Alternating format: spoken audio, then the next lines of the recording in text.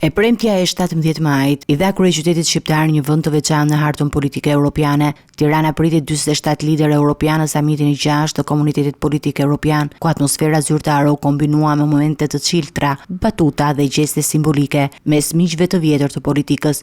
Kryeministri Edi Rama, mikpritës i samitit, nuk e fsheu entuziazmin dhe ndjeshmërinë për këtë moment historik për Shqipërinë. Në pritje të liderëve ndodhi edhe një shkëmbim batutash me kryeministrin hungarez Viktor Orban, i cili pas rrëngimit të duarve i tha janë pak xheloz që po e organizoni ju këtë samit. Por momenti më i komentuar i ditës ndodhi me kryeministrin e Italisë Giorgia Meloni, të cilën Rama e ka quajtur publikisht motor në një skenjë që u bë menjëherë virale.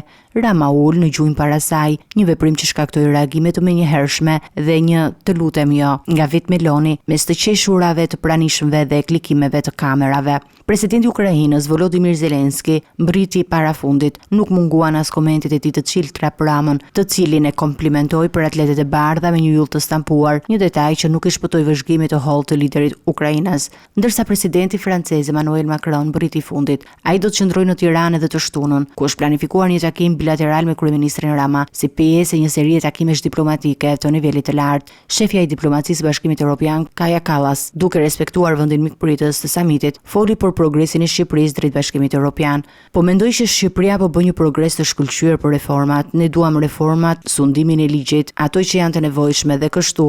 Dhe për ne, dhe nga nga ana e Europës, duhen bërë hapat e dur. Ka një moment politik që të gjithë duan që procesi i zgjerimit të ndodhë. Kjo nuk ka ndodhur më parë.